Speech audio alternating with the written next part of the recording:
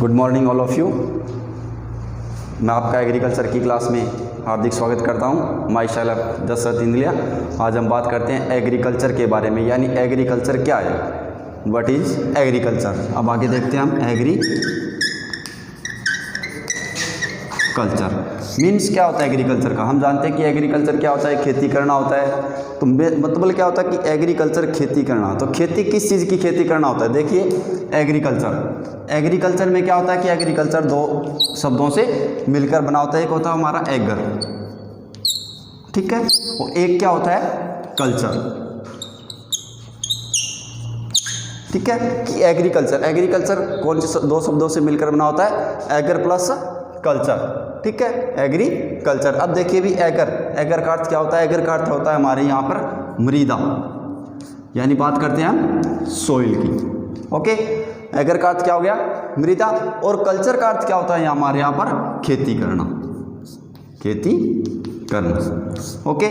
अब देखिए भी एग्रीकल्चर, यानी एग्रीकल्चर कौन सी भाषा का शब्द है। तो एग्रीकल्चर क्या है, एग्रीकल्चर यहाँ पर क्या है, लैटिन भाषा का शब्द है, यानी लैटिन भाषा, ठीक है। तो एग्रीकल्चर क्या होगा, लैटिन भाषा का शब्द हो गया। और एग्रीकल्चर कितने शब्दों से मिलकर बना होता है, दो शब्दों से, एग्री प्लस यानी एगर प्लस कल्चर। एगर का अर्थ क्या हो गया, मृदा, और कल्चर का अर्थ क्या हो गया, खेती करना। अब मृदा पर क्या करना, खेती करना। तो मृदा पर खेती कैसे की जाती है, मृदा पर खेती कैसे की जाती है। तो मृदा पर हम क्या करते हैं, यानी सभी प्रकार की खेती करते हैं। जैसे क्या करते हैं, फसल उत्पादन करते हैं, मछली पालन करते हैं, मुर्गी पालन करते हैं। इस प्रकार के जो क्या की जाती है, खेती की जाती है, तो उसे हम क्या कहते हैं, एग्रीकल्चर कहते हैं। अब आगे देखिए हम बात करते हैं, फर्स्ट हमारा क्या हो गया एग्रीकल्चर, ठीक है। अब आगे बात करते हैं अब एग्रोनॉमी की, एग्रोनॉमी, ठीक है, एग्रोनॉमी। अब एग्रोनॉमी देखिए भी, एग्रोनॉमी भी क्या होता है, दो शब्दों से मिलकर बना होता है। एग्रो फर्स्ट हमारा क्या हो गया, एग्रो प्लस सेकंड क्या हो गया, नोम्स, एग्रोनॉम्स। अब एग्रो का अर्थ क्या होता है, एग्रो का अर्थ क्या होता है, फील्ड यानी खेत। और नोम्स का अर्थ क्या होता है उसका, मैनेजमेंट यानी उसका प्रबंधन। अब किसका प्रबंधन, खेती का प्रबंधन, ठीक है, यानी खेती का प्रबंधन, एग्रोनॉम्स। फर्स्ट बात कही थी हमने किसकी, एग्रीकल्चर की। एग्रीकल्चर कौन सी भाषा का शब्द था, लैटिन भाषा का शब्द था। अब बात करते हैं हम किसकी, एग्रोनॉमी की। तो एग्रोनॉमी कौन सी भाषा का शब्द है, ग्रीक भाषा का शब्द, यानी ग्रीक वर्ड, ठीक है। अब एग्रो यानी खेत का क्या करना, प्रबंधन करना, ठीक है। तो खेत में हम क्या करते हैं, फसल उत्पादन करते हैं, ठीक है। अब इसकी डेफिनेशन देखिए आप कि कृषि विज्ञान या कृषि विज्ञान की वह शाखा जिसके अंतर्गत मृदा प्रबंधन व फसल उत्पादन के सिद्धांतों व क्रियाओं का क्या किया जाता है, अध्ययन किया जाता है, तो उसे हम क्या कहते हैं, एग्रोनॉमी कहते हैं, ठीक है। और फर्स्ट बात हमारी किसकी चल रही थी, एग्रीकल्चर की। तो एग्रीकल्चर की डेफिनेशन क्या होगी, एग्रीकल्चर की डेफिनेशन क्या होगी, यानी विज्ञान की वह शाखा जिसके अंतर्गत फसल उत्पादन, मधुमक्खी पालन, मछली पालन आदि प्रकार की क्या की जाती है, खेती की जाती है, तो उसे हम क्या कहते हैं, एग्रीकल्चर कहते हैं, ठीक है। अब आगे हम बात करते हैं हॉर्टिकल्चर की, किसकी, हॉर्टिकल्चर, ठीक है, यानी हॉर्टिकल्चर। अब हॉर्टिकल्चर मीन्स क्या होता है, हॉर्टिकल्चर भी क्या होता है, दो शब्दों से मिलकर बना होता है। ये क्या है, हॉर्टिकल्चर, यानी फर्स्ट में क्या हो गया, हॉर्टी प्लस कल्चर, ठीक है। अब हॉर्टी प्लस कल्चर, हॉर्स का अर्थ क्या होता है, गार्डन, GRADAN यानी गार्डन, ठीक है, गार्डन। और कल्चर का अर्थ क्या हो गया, खेती करना, ठीक है। तो हॉर्टिकल्चर कौन सी भाषा का शब्द है, हॉर्टिकल्चर भी क्या है, लैटिन भाषा का शब्द है, लैटिन भाषा का शब्द है।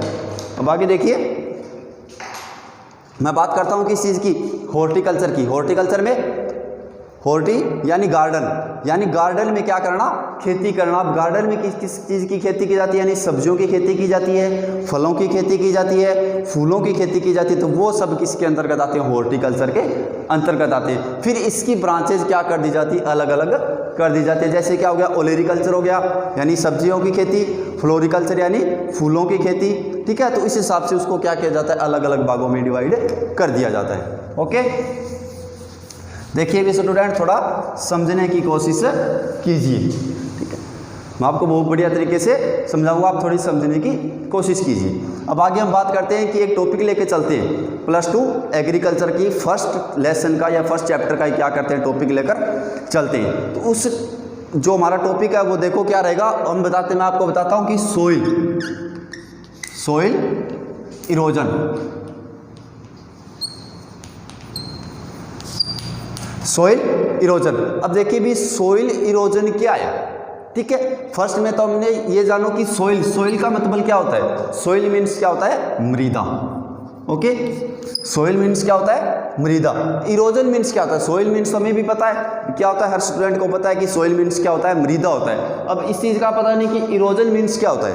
इरोजन मीन्स मैं आपको बताऊंगा कि इरोजन मीन्स क्या होता है, उसका क्षरण।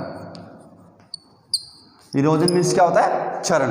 अब हमारा क्या हो गया, मृदा क्षरण। हमारा टॉपिक क्या रहेगा, मृदा क्षरण, यानी सोइल इरोजन यानी मृदा क्षरण क्या चीज़ है, क्या है भी क्षरण, ठीक है। तो मैं आपको बताऊंगा कि मृदा का भौतिक रूप से, यानी जो मृदा होती है, जो सोइल पार्टिकल्स होते हैं मृदा के, वो अपने मूल स्थान से हटकर और दूसरे स्थान पर जाने की क्रिया क्या कहलाती है, मृदा क्षरण कहलाती है, ठीक है। इसकी डेफिनेशन क्या होगी, यानी भौतिक रूप से मृदा कणों का अपने मूल स्थान से हटकर दूसरे स्थान पर जाने की क्रिया क्या कहलाती है, मृदा क्षरण कहलाती है, ठीक है। अब बात करते हैं मृदा क्षरण, यानी वो किस प्रकार जाता है, यानी किस प्रकार वो अपनी मृदा क्षरण होता है, किस प्रकार। यानी फर्स्ट तो हमारा क्या होता है, वाटर प्लस एयर। वाटर का मतलब क्या होता है, जल प्लस वायु, यानी जो सोइल पार्टिकल्स होते हैं, जो मृदा के जो कण होते हैं, जो सोइल पार्टिकल्स होते हैं, वो जल के द्वारा प्लस वायु के द्वारा क्या हो जाती है, एक स्थान से दूसरे स्थान पर चले जाते हैं, ठीक है। तो अब बात करते हैं हम types of soil erosion. Soil erosion की डेफिनेशन आ गई समझ में, ठीक है। यानी भौतिक रूप से मृदा कणों का अपने मूल स्थान से हटने की क्रिया क्या कहलाती है, सोइल इरोजन कहलाती है, ठीक है। अब बात करते हैं हम सोइल इरोजन यानी टाइप्स ऑफ सोइल इरोजन, यानी मृदा क्षरण के प्रकार, ठीक है। मृदा क्षरण के प्रकार कितने होते हैं, तो मृदा क्षरण के प्रकार कितने होते हैं, 2 प्रकार होते हैं, 2 टाइप्स ऑफ सोइल इरोजन, ठीक है बच्चों, ठीक है। 2 टाइप्स ऑफ सोइल इरोजन यानी 2 प्रकार के क्या होते हैं, मृदा क्षरण होता है, ठीक है। तो फर्स्ट हमारा क्या होता है, हम देखते हैं फर्स्ट हमारा क्या होता है। फर्स्ट में बात करते हैं हम, फर्स्ट टाइप क्या होता है, यानी प्राकृतिक क्षरण, प्राकृतिक क्षरण, इसको हम क्या कहते हैं, नेचुरल, NATURAL, नेचुरल इरोजन, ठीक है। फर्स्ट हमारा क्या होता है, प्राकृतिक क्षरण, यानी नेचुरल इरोजन क्या चीज होती है, ठीक है। तो नेचुरल इरोजन क्या होता है, अभी सेकंड की बात करें हम, क्या फर्स्ट तो क्या हो गया प्राकृतिक, 2 नंबर क्या हो गया, त्वरित इरोजन यानी त्वरित क्षरण। अब देखिए भी त्वरित क्षरण को क्या कहते हैं, एसेंशियल इरोजन, देखिए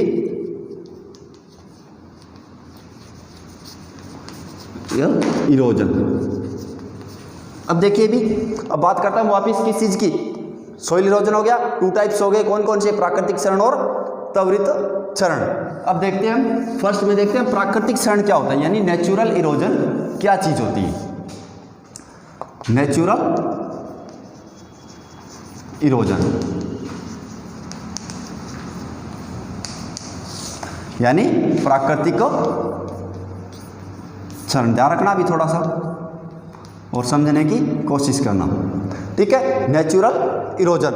अब देखिए प्राकृतिक क्षरण क्या होता है, प्राकृतिक क्षरण में क्या होता है कि प्रकृति के द्वारा, ठीक है, प्रकृति के द्वारा मृदा कणों का अपने मूल स्थान से हटने की प्रक्रिया क्या कहलाती है? प्राकृतिक क्षरण कहलाती है। कैसे? यानी जल और वायु के द्वारा। ठीक है, जल के द्वारा कैसे हटेगी? यानी वर्षा की बूंदें गिरेगी, वर्षा की बूंदें अगर सोइल पे क्या करेगी? सरफेस करेगी, सोइल पे सरफेस करेगी तो सोइल पार्टिकल होते हैं वो अपने मूल स्थान को क्या हो जाएंगे?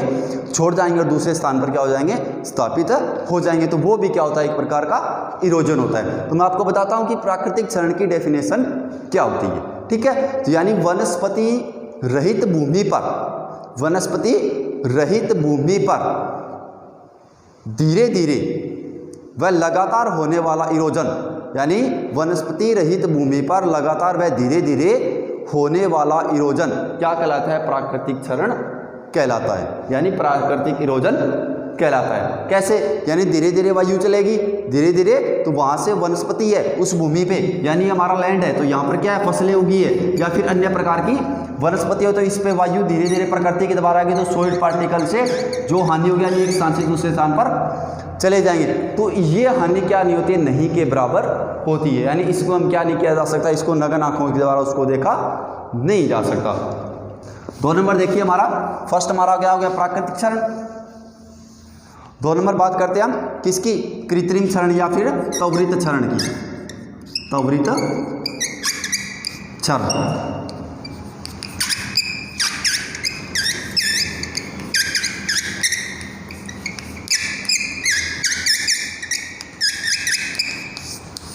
ठीक है, त्वरित क्षरण क्या होता है? कि त्वरित क्षरण का मतलब क्या होता है? कि हमारे द्वारा भूमि पर किसी भी प्रकार की क्या हो रही है? उसके सोइल पार्टिकल वो अपने स्थान से छोड़कर दूसरे स्थान पर जा रही है। आगे देखिए कि त्वरित क्षरण। ठीक है, तो यानी भूमि जो क्या होती है? हम क्या करते हैं? पशुओं को चराते हैं या फिर भूमि को खोदते हैं, तो जिसके द्वारा क्या होता है? इरोजन होता है। ठीक है, तो आपको इसकी डेफिनेशन बताता हूं कि यानी वनस्पति हमारे द्वारा क्या कह सकते हैं? हमारे द्वारा, या फिर इसको हम क्या कह सकते हैं? जब भूमि की वनस्पतियों को पशुओं द्वारा चराकर या खोदकर, भूमि की वनस्पतियों को पशुओं द्वारा चराकर या उसको खोदकर क्या कर दिया जाता है? वनस्पति विहीन कर दिया जाता है। यानी वनस्पतियां वहां से हटा दी जाती है, उसको वहां से वनस्पतियों को अलग कर दिया जाता है, वनस्पति विहीन कर दिया जाता है, जिसके कारण जल व वायु के द्वारा होने वाला इरोजन क्या कहलाता है? त्वरित इरोजन कहलाता है। यानी इसमें किसकी भूमिका नहीं होती है? प्रकृति की भूमिका नहीं होती, इसमें किसकी भूमिका होती है? हमारे मनुष्य की या फिर पशुओं की भूमिका होती है। तो उसे हम क्या कहते हैं? त्वरित क्षरण कहते हैं। ओके, 2 हो गए हमारे, यानी टाइप्स ऑफ सोइल इरोजन। अब देखिए भी ये इरोजन किन किन के द्वारा हो रहा है? जल और वायु के द्वारा, यानी वाटर और एयर के द्वारा। ठीक है, वाटर प्लस एयर के द्वारा। ये क्या हो गई? इसकी 2 शक्तियां होगी। ओके, यानी अब बात करते हैं हम, यानी ये कितनी शक्तियों द्वारा होता है? यानी सोइल इरोजन कितनी शक्तियों द्वारा होता है? 2 शक्तियों द्वारा, वाटर इरोजन और एयर इरोजन। तो हम बात करते हैं पहले जल क्षरण या फिर जलीय क्षरण। जलीय क्षरण, इसको हम क्या कहते हैं? Water erosion. Water erosion. ठीक है, अब वाटर इरोजन क्या चीज होती है? ठीक है, वाटर इरोजन क्या चीज होती है और वाटर इरोजन कौन से क्षेत्रों में होती है? कौन से क्षेत्र कौन कौन से होते हैं? यानी नम क्षेत्र होते हैं, ड्राई फार्मिंग होते हैं, ड्राई लैंड फार्मिंग होते हैं, एंड रिन फेड फार्मिंग होता है। तो यानी एक तो क्या होता है हमारा, क्या कह सकते हैं? नम क्षेत्र कह सकते हैं, नम क्षेत्र प्लस कौन सा हो गया दूसरा? अर्ध क्षेत्र और अर्ध शुष्क क्षेत्र। अर्ध शुष्क क्षेत्र कितने प्रकार के लैंड हो गए? 3 प्रकार के, नम क्षेत्र, अर्ध शुष्क क्षेत्र और अर्ध क्षेत्र, यानी अर्ध क्षेत्र। अब देखिए भी कौन से क्षेत्रों में होगा? ये नम क्षेत्रों में, यानी जहां की भूमि में क्या होती है? नमी की मात्रा अधिक होती है, या फिर जिस भूमि में नमी की मात्रा होती है तो वहां पर क्या होता है? वाटर इरोजन होता है। ठीक है, तो यानी इसकी डेफिनेशन क्या होगी? यानी जल के द्वारा मृदा कणों का अपने मूल स्थान से हटने की प्रक्रिया क्या कहलाती है? जलीय क्षरण कहलाती है। ठीक है, यानी मृदा जल द्वारा उसके मृदा कणों का अपने मूल स्थान से हटने की प्रक्रिया क्या कहलाती है? जलीय क्षरण कहलाती है। आगे बात करते हैं हम, यानी जल क्षरण क्या होता है, निम्न प्रकार का होता है, यानी टाइप्स ऑफ जलीय या वाटर इरोजन। अब बात करते हैं किसकी, जलीय क्षरण की, टाइप्स ऑफ वाटर इरोजन।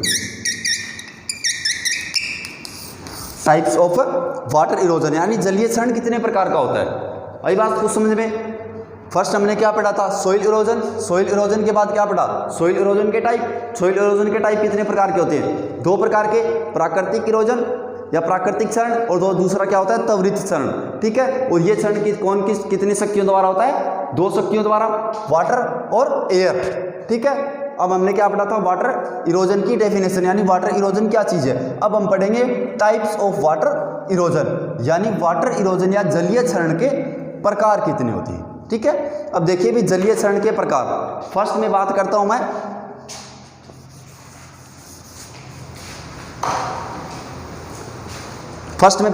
बौछार क्षरण की। बौछार क्षरण को हम क्या कहते हैं,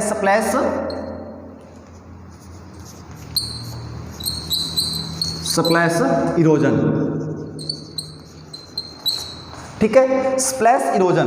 तो स्प्लैश इरोजन क्या चीज होती है, ठीक है, यानी बौछार क्षरण क्या होता है। देखिए भी थोड़ी सी समझने की कोशिश कीजिए। जब वर्षा की बूंदे भूमि पर गिरती है प्रारंभिक अवस्था में, ठीक है, बौछार क्षरण क्या होता है कि प्रारंभिक अवस्था है। जब वर्षा की बूंदे प्रारंभिक अवस्था में जब भूमि पर गिरती है तो उस समय होने वाले इरोजन को हम क्या कहते हैं, बौछारी क्षरण कहते हैं, या फिर क्या कहते हैं, स्प्लैश इरोजन कहते हैं। ठीक है, तो इसका मतलब क्या होता है, जब वर्षा की बूंदें सीधी भूमि पर गिरती है तो उसके जो सोइल पार्टिकल्स, बहुत छोटे सोइल पार्टिकल्स होते हैं, वो अपने मूल स्थान से हटकर क्या हो जाते हैं, दूसरे स्थान पर गिर जाते हैं। तो उसे हम क्या कहते हैं, बौछार क्षरण कहते हैं।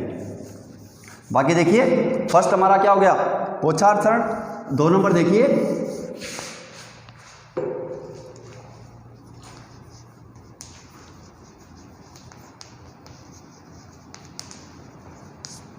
एक नंबर हो गया। 2 नंबर देखिए हमारा, 2 नंबर होता है हमारा सीट इरोजन। Seat erosion. अब देखिए भी सीट इरोजन को हिंदी में क्या कहते हैं, इसको कहते हैं पर्त क्षरण। ठीक है, अब पर्त क्षरण में देखिए इसमें तो क्या हो रहा है, सोइल पार्टिकल्स एक स्थान से दूसरे स्थान पर जा रहे थे। सीट देखिए भी समझने की कोशिश कीजिए। पर्त का मतलब क्या होता है, सोइल की जो ऊपरी परत होती है। ठीक है, सोइल के जो ऊपरी परत होती है वो पानी के साथ बहकर धीरे धीरे क्या हो जाती है, दूसरे स्थान पर जाने लगती है। तो इस प्रकार के इरोजन को हम क्या कहते हैं, सीट इरोजन कहते हैं, यानी पर्त क्षरण कहते हैं। यानी वर्षा की मात्रा थोड़ी क्या हो जाती है, ज़्यादा हो जाती है, जिसके कारण जो सोइल की जो ऊपरी परत होती है वो क्या हो जाती है, बहकर दूसरे स्थान पर जाने लगते हैं। तो उसको हम क्या नहीं किया जा सकता, नग्न आंखों के द्वारा उसको देखा नहीं जा सकता। ठीक है, 3 नंबर बात करते हैं हम रिल इरोजन।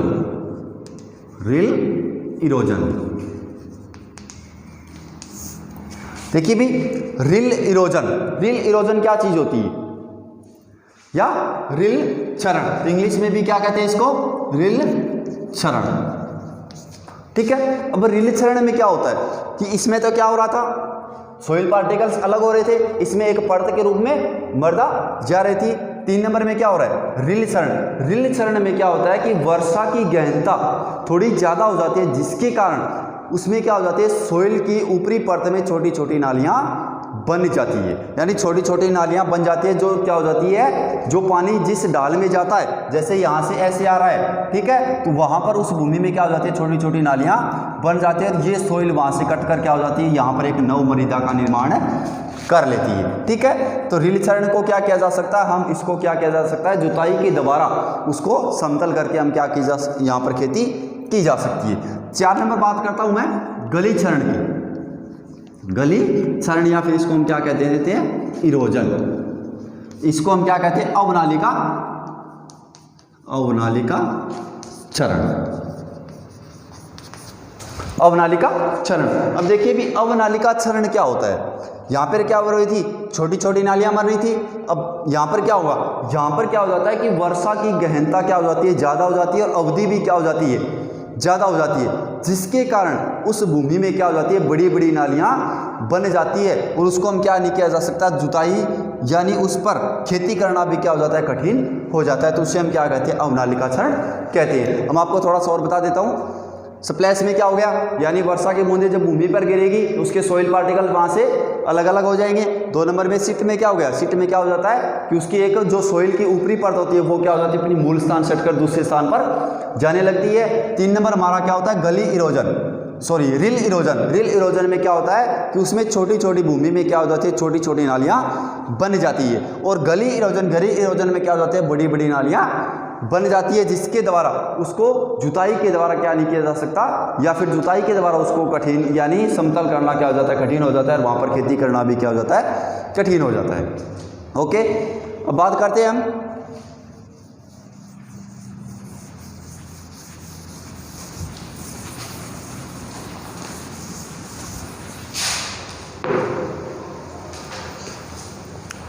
बात करते हैं इसको प्रभावित करने वाले कारक। किसको प्रभावित करने वाले कारक, वाटर इरोजन को, वाटर इरोजन को प्रभावित करने वाले कारक, यानी factor of water erosion, factor of water erosion, यानी जो जलीय क्षरण हो रहा है वो उसको कौन कौन से कारक क्या कर रहे हैं, प्रभावित कर रहे हैं। ठीक है, तो यानी इसको प्रभावित करने वाले कारक कौन कौन से। इसमें फर्स्ट बात करता हूं मैं किसकी, क्लाइमेट की।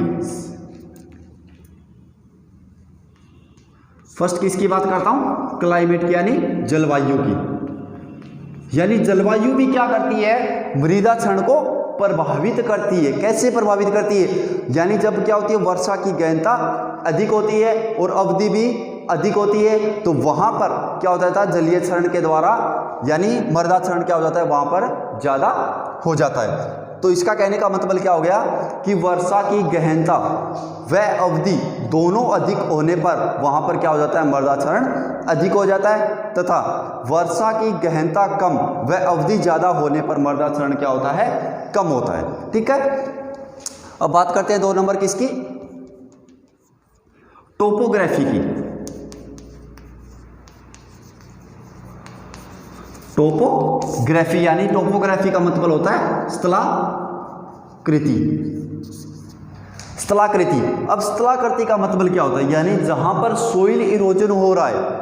ठीक है, यानी जहां पर क्या हो रहा है, सोइल इरोजन हो रहा है, वहां की भूमि का स्थान कैसा है, यानी ढालू भूमि है या फिर समतल भूमि है, तो उससे हम क्या कहते हैं, टोपोग्राफी कहते हैं। तो इसका मीन्स क्या हो गया, कहने का मतलब क्या हो गया कि ढालू भूमि, यानी जहां पर क्या होती है, ढालू भूमि होती है, वहां पर क्या होता है, सोइल इरोजन ज्यादा होता है। मीन्स क्यों ज्यादा होता है, क्यों ज्यादा होता है, क्योंकि वहां पर जो क्या होता है, जो वाटर होता है वो ऊपर से क्या होगा, आएगा। ठीक आएगा, तो वहां पर हमारी लैंड है, यानी भूमि है, सोइल है। ठीक है, या अगर ये समतल नहीं है, ये क्या थोड़ी टेढ़ी है, यानी ढलानदार है। मतलब टेढ़ी का मतलब क्या हो गया, ढलानदार है, वहां से यहाँ से पानी गिरेगा और ये क्या हो जाएगा, यहाँ से निकल जाएगा। यहाँ से निकल जाएगा तो क्या होगा, इसमें क्या हो जाएगी, छोटी छोटी नालियाँ बन जाएगी। और अगर वर्षा की गहनता अधिक होगी तो इसमें क्या हो जाएगी, बड़ी बड़ी नालियाँ बन जाएगी। तो इसके मीन्स क्या होता है कि जो भूमि क्या होती है, समतल होती है, वहाँ पर क्या होता है, सोइल इरोजन वाटर के द्वारा कम होता है, और ढालू भूमि में सोइल इरोजन वाटर के द्वारा क्या होता है, ज़्यादा होता है। अब 3 नंबर बात करता हूँ मैं किसका, मृदा गुण, यानी सोइल करैक्टर का। सोइल करैक्टर यानी मृदा गुण का। अब देखिए मृदा गुण क्या होता है, मृदा गुण का मतलब क्या होता है, कुछ मृदा क्या होती है, बलुई होती है, कुछ मृदा क्या होती है, दोमट होती है, कुछ मृदा क्या होती है, चिकनी होती है, कोई बलुई दोमट मृदा होती है, यानी अलग अलग प्रकार की मृदा होती है। तो अलग अलग प्रकार की मृदा होती है, जिसके कारण उनके गुणों में भी क्या होती है, अलग यानी भिन्नता, यानी किसमें कले की मात्रा ज़्यादा होती है, किसमें सिल्ट की मात्रा ज़्यादा होती है, किसमें लोम की मात्रा ज़्यादा होती है, जिसके कारण यानी मृदा गुण, यानी बलुई मृदा होती है, उसमें क्या होते हैं, सोइल पार्टिकल्स होते हैं, उसमें जो जकड़ रखने की संभावना यानी जकड़ने की गहनता वो क्या होती है, बलुई मृदा में कम होती है, यानी उसके सोइल पार्टिकल क्या होते हैं, अलग अलग होते हैं। जैसे मैं बात करता हूँ, ये हमारे पास सोइल का एक क्या है, कण है, यानी ठीक है, तो इसमें जो क्या होते हैं, सोइल पार्टिकल्स होते हैं। सोइल पार्टिकल्स होते हैं, तो उसमें जो स्पेस होता है वो कितना होता है, यानी जिन मृदा में स्पेस का होता है ज़्यादा होता है, तो वो मृदा यानी जिस मृदा में क्या होता है, सोइल पार्टिकल्स में स्पेस ज़्यादा होता है उसके कणों के बीच, तो उस मृदा में क्षरण क्या होता है, ज़्यादा होता है। जैसे क्या होता है, बलुई दोमट, बलुई मृदा होती है, ठीक है, बलुई मृदा में क्या होता है, इरोजन ज़्यादा होता है, ठीक है। तो 4 नंबर बात करते हैं हम किसकी,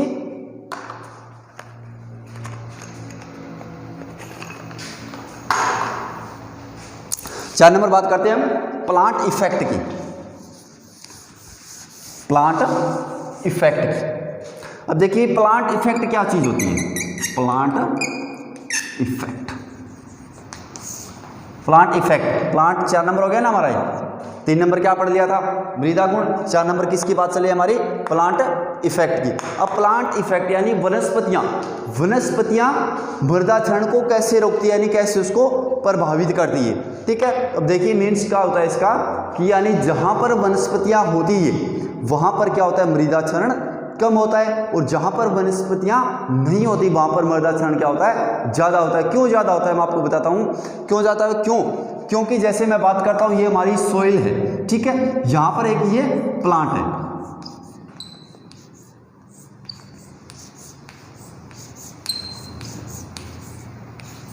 ठीक है, ये हमारे इस पे क्या होते हैं, क्या प्लांट होते हैं, ठीक है, प्लांट होते हैं। तो यहां से क्या गिरेगी, वर्षा की बूंदें आएंगी, वर्षा की बूंदें आएंगी तो किससे टकराएगी, इसकी पत्तियों से टकराएगी, फिर यहाँ पे, फिर यहाँ पे, और लास्ट में कहाँ पर आके गिरेगी, यहाँ पे आके गिरेगी, ठीक है। तो इसकी गहनता, चाहे गहनता ज़्यादा हो या अवधि ज़्यादा हो, तो दोनों का यानी ऊपर से आती है तो उसकी गति क्या हो जाती है, यहाँ पर आकर थोड़ी कम हो जाती है, और यहाँ पर क्या हो जाती है, वो धीरे से गिर जाते हैं, जिसके कारण सोइल इरोजन क्या होता है, कम होता है, ठीक है। अब 5 नंबर बात करता हूं मैं किसकी, ह्यूमन्स फैक्टर की, ह्यूमन्स फैक्टर, ह्यूमन्स फैक्टर यानी मानवीय कारक, यानी मानवीय कारक इसको कैसे प्रभावित करता है, मानवीय कारक। अब मानवीय कारक इसको कैसे प्रभावित करता है, मानवीय कारक कैसे प्रभावित करता है, यानी किसान होता है वो क्या करता है, उसको भूमि को जोतने का तरीका कैसा है, उसमें खाद डाल रहा है या नहीं डाल रहा है, वो भी क्या करता है, सोइल इरोजन में अपनी भागीदारी निभाता है, ठीक है। तो कैसे, यानी भूमि क्या होती है, कई स्थानों पर ढलानदार भूमि होती है, तो उसी दिशा में हम क्या कर देते हैं, खेती कर देते हैं, जिसके कारण वर्षा का पानी ऊपर से आता हुआ उसको सोइल ऊपर से आता है और नीचे जाता है, तो जिसके कारण सोइल इरोजन अधिक हो जाता है। ह्यूमन फैक्टर क्या करता है, यानी उसको खेती करने का तरीका कैसा है, खेती करने का तरीका कैसा है, यानी जो क्या होती है, ढलानदार भूमि होती है, ठीक है, यानी ढलानदार भूमि होती है, उसकी दिशा में वो अगर खेती करता है तो वहां से वाटर इरोजन के द्वारा, वाटर के द्वारा वहां पर क्या होता है, इरोजन ज़्यादा होता है। प्लस क्या करता है, मनुष्य क्या करता है, यानी खाद का यूज नहीं करता है, खाद का यूज नहीं करता है, जिसके कारण उसमें क्या हो जाती है, कार्बनिक पदार्थों की मात्रा कम हो जाती है, और कार्बनिक पदार्थों की मात्रा क्या हो जाती है, कम हो जाती है, जिसके कारण सोइल इरोजन ज़्यादा हो जाता है। तो हमारा क्या हो गया, वाटर इरोजन कंप्लीट हो गया। फर्स्ट में हमारा टॉपिक चला था क्या, सोइल इरोजन का। सोइल इरोजन के टाइप्स कितने होते हैं, 2 टाइप्स होते हैं। 2 टाइप्स कौन कौन से होते हैं, 2 टाइप्स कौन कौन से होते हैं, प्राकृतिक क्षरण और त्वरित क्षरण, ठीक है। यह त्वरित 2 शक्तियों के द्वारा होता है, कौन कौन सी शक्तियों के द्वारा, जल द्वारा और वायु द्वारा। जल द्वारा क्षरण, जल द्वारा क्षरण कितने प्रकार का होता है, 4 प्रकार का। कौन सा, splash erosion, sheet erosion, rill erosion और गली इरोजन। अब क्या होता है, water erosion, effect of water erosion, यानी वाटर इरोजन को प्रभावित करने वाले कारक कौन कौन से होते हैं, वाटर इरोजन को प्रभावित करने वाले कारक कौन कौन से होते हैं। फर्स्ट हमारा क्या होता है, जलवायु होता है। सेकंड यानी जलवायु क्या कहते हैं, क्लाइमेट। 2 नंबर क्या होता है, स्थलाकृति यानी टोपोग्राफी। 3 नंबर क्या होता है, सोइल कैरेक्टर यानी मृदा गुण। और 4 नंबर क्या होता है, प्लांट इफेक्ट। और 5 नंबर क्या होता है, ह्यूमन्स फैक्टर। ने बात आगे हम बात करेंगे अगली क्लास में, किसकी बात करेंगे, अब तो किसकी बात की, वाटर इरोजन की। अगली क्लास में बात करेंगे एयर इरोजन, यानी एयर इरोजन, यानी वायवीय क्षरण क्या चीज होती है। थैंक यू, पढ़ते रहना आप, ओके।